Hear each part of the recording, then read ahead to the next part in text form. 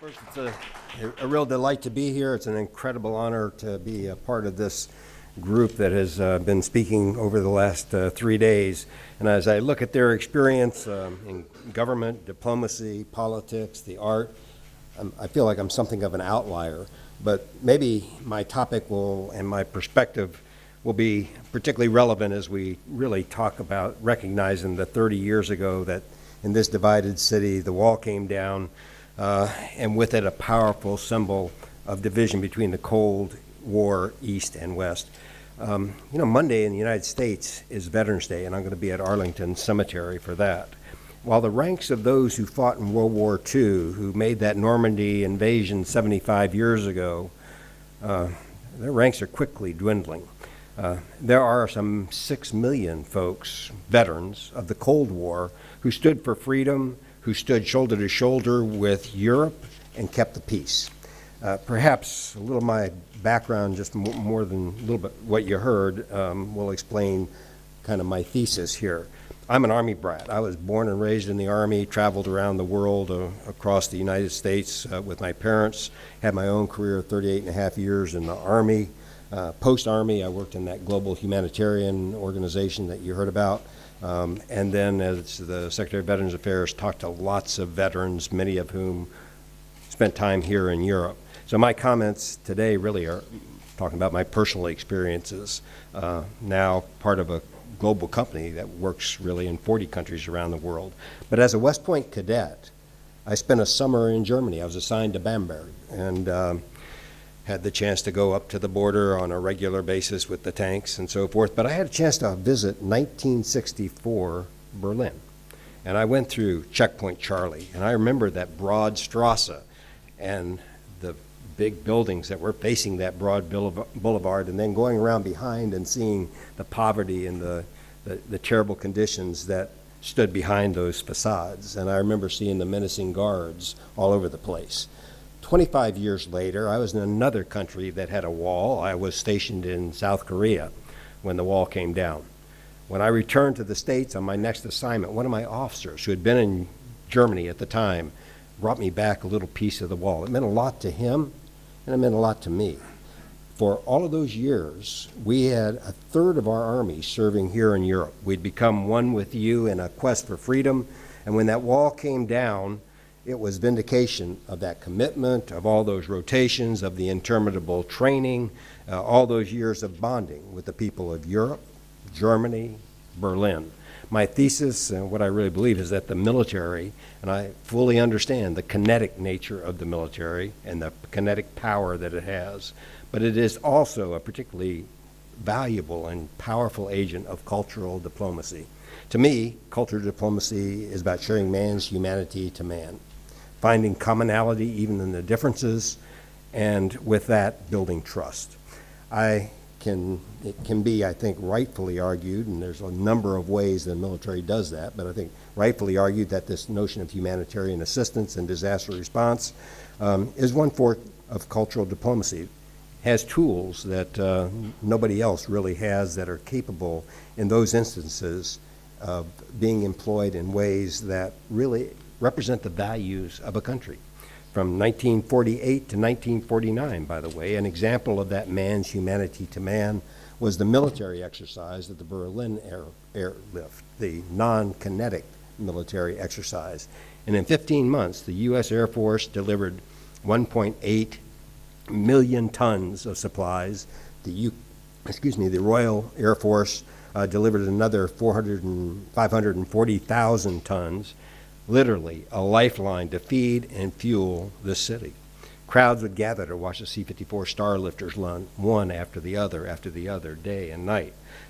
And as the people of Berlin were touched to their core by that, literally and figuratively, little question that they had a different view of the U.S. and the U.K. after that. Diplomacy really it's all about shaping views in many ways. There are other vignettes like the tsunami of 2004, when the military responded with logistical support, freshwater equipment, and deployment of the great white Navy hospital ship Mercy, with 252 civilian medical volunteers on board to serve the Indonesian people of Banda Aceh. By the end of that mission, surveys said, look, they documented such positive change in the view of the U.S. by the people of Indonesia, who came to appreciate not only the aid, but the people who were delivering the aid. And frankly, as in most cultural diplomatic ventures, it's really a two-way street. The value was doubled. And I can tell you that those Navy medics and those 250 plus volunteers, my daughter, a nurse, was one of them, came away with an appreciation for the Indonesian people, their culture, their art, their love of their children, and many continued to support the rebuilding effort for years after that. In admittedly this broader view of cultural diplomacy, it is exposing man's humanity to man that builds trust. There are other vignettes that talk to the importance of military-to-military relationships, the trust that is built in those kinds of regards, the courses that we set up to bring half of a class full of international medical leaders to mix with half a class of our officers so they get to know each other, visit cultural places, work on common problems, travel to the United Nations, to the U.S. Capitol, to build relationships that over the years result in many reunions of those classes around the world. But let me come back to the more typical examples of cultural diplomacy and how also the military, the non-kinetic military, is a powerful agent with them. In post-World War II, Europe, Germany, and particularly Berlin, I think were great examples of it. Over the course of the Cold War, some 15 to 20 million American military families and civilian employees lived in Europe. In Berlin, there was a brigade plus level of military people with combat units, police, a hospital, veterinary units, schools, families, armed forces, radio and TV. They had their home here in Berlin. They were not here on a tourist visit or to do a field trip, to put on a show or compete in athletics, which are commonly cultural diplomatic kinds of efforts. And while they did all of those things, they lived here. They became part of the fabric of this city, the part of this life. They, like the citizens of Berlin, saw that wall daily, were aware of the people that were killed trying to get across that wall. It wasn't a blurb on the news to them. It was part of their life as it was part of the peoples of Berlin. And they brought with them not a transient demonstration of culture, but a living of our culture that was shared by the nature of proximity. The good and sometimes not so good aspects of our culture, frankly. As I have suggested, cultural diplomacy is a two-way street, an exchange that offers the opportunity for mutual appreciation and understanding and trust. So I'll give you some examples across that spectrum. Music has been a real classic cultural diplomatic instrument for, so to speak. For cultural diplomacy, the military music has been with us through history. In fact, the 298th Army Band was one of the two longest serving units here in Berlin. The other was a veterinary unit, by the way.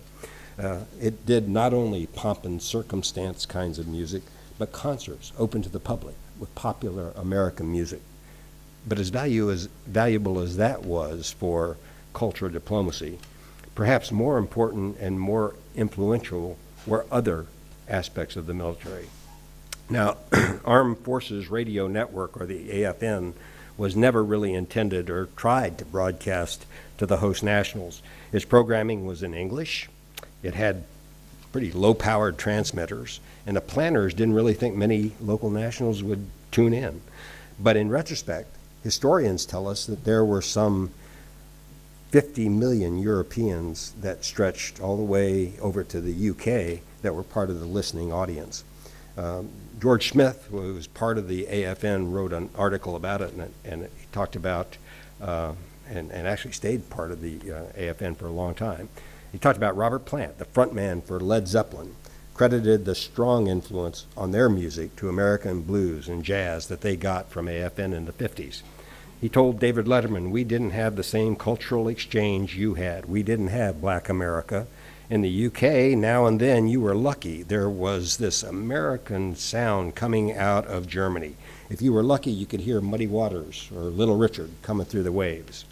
German radio personality Fritz Egner said, AFN was probably the best ambassador for the U.S. in the post-war period. It was sort of like a radio station from another planet, he said, and they played music we didn't hear and presented it in a different kind of way.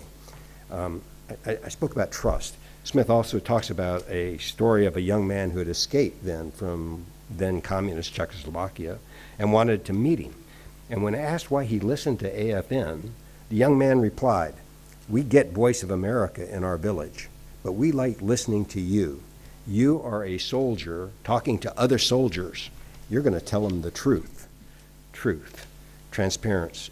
AFN influenced some of the politicians. Joshua Fisher, we heard about the other day, talked about how Bob Dylan and his music that he heard on AFN influenced him. He said, it made me want to be free.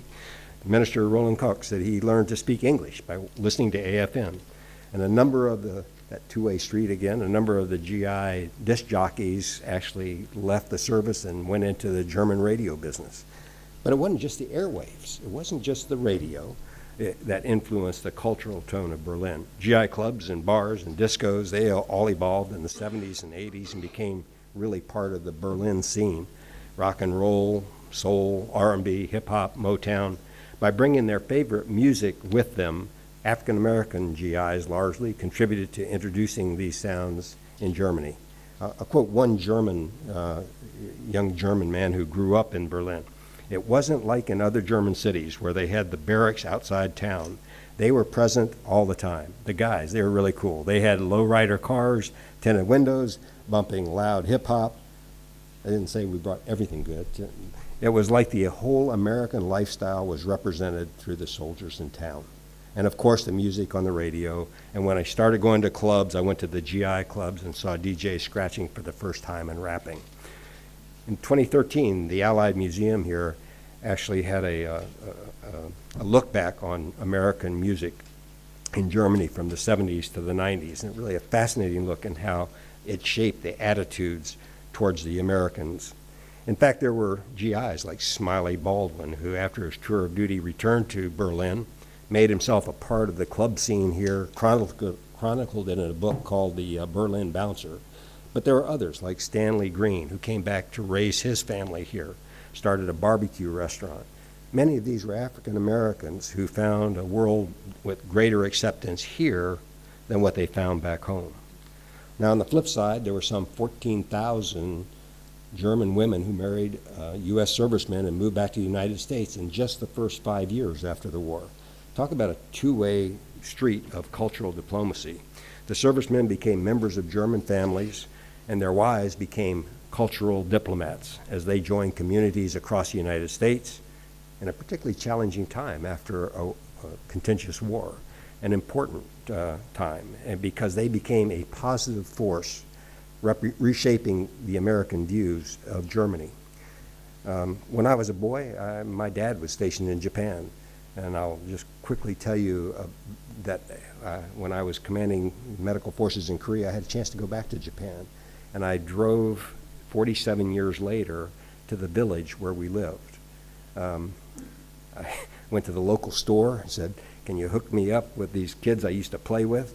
And they found a little old lady who took me to the next village where my friends had moved. And it was fascinating. This little middle-aged lady was the little girl I used to play with. Her brothers were now businessmen. She was married to a Sanyo executive, but her mom, 92 years old, lived with them. She was kyphotic, all bent over, mostly blind, but when she found out who I was, she grabbed my arm and started crying. And through the interpreter started telling me about my mother, who she said was so kind and so decent and how she had helped her so much. And I think it really made me realize that my mom was a cultural diplomat. And I never really thought anything about her opening the house to all of my friends, even on days like May Day when we were told to stay indoors and not venture out, how my friends and I listened to our radio, the AFN in Japan, how they ate our American food, and in return they embraced us as friends. When I was at the Army War College, military to military, our Korean officer was in my section. He became a good friend. His kids played with my kids. My next assignment was to Korea, where he was a regimental commander, and our kids halfway around the world, again, played together and became friends. My son, when he was married, one of his Korean friends came to Texas to be a part of the wedding. They are now, and he went to Korea to be a part of his wedding. They're now both in global companies and stay in close touch. Culture, diplomacy, all of it, born of the military. I think this same extended military culture dynamic plays out here in Berlin even today. There's a Berlin U.S. Military Veterans Association, and here's how they describe their reason for existing. Thousands of U.S. and allied military, along with their U.S. and host nation brethren, serve to protect the city and keep the populace free. To this idea and this principle is this site dedicated. And they hold reunions across the United States, and periodically back here in Berlin. The last one was 2018. But as in my own life, it goes deeper than just the veterans themselves. The Berlin American High School has an alumni association, the Berlin Brats Association. Strong shared bonds remain active today. Their ranks include the high schoolers and the younger kids, but also German nationals who were their friends, all part of this association. And their newsletter is full of stories of Oktoberfest that they're celebrating all around the world, their trips peppered with times back in Germany and back in Berlin, and of their friendships. They're also talk about their memories of Berlin. Just a quote, how many kids can say they went to Berlin Ballet and saw a world-class performance as part of a school function? Culture diplomacy. And from another, I will never forget the day we left, and after we were airborne, my mom saying we will probably never be back here again. Those words cut me like a knife. It gutted me in a way I can't explain. I cried and cried as we flew over the city that I called home for so long, the city that opened my mind, the city whose people I loved, the city that taught me so much, the city that nurtured my very soul. The international relations scholar Rajan Menon has noted, few Americans appreciate the degree to which knowledge about American culture, whether acquired by participating in exchange programs, attending our cultural presentations, or simply listening to the voice of America, contributed to the death of communism. The military experience is pretty unique. It is lasting, it bonds in special ways, and I would argue complements uniquely those other perhaps more classic cultural diplomatic efforts. So when I tell you that little piece of the Berlin Wall has special meaning, it is because of those cross-cultural bonds built over so many years, and why the men and women of our military and their families shared such joy with the people of Berlin when 30 years ago that wall came down. Thank you very much.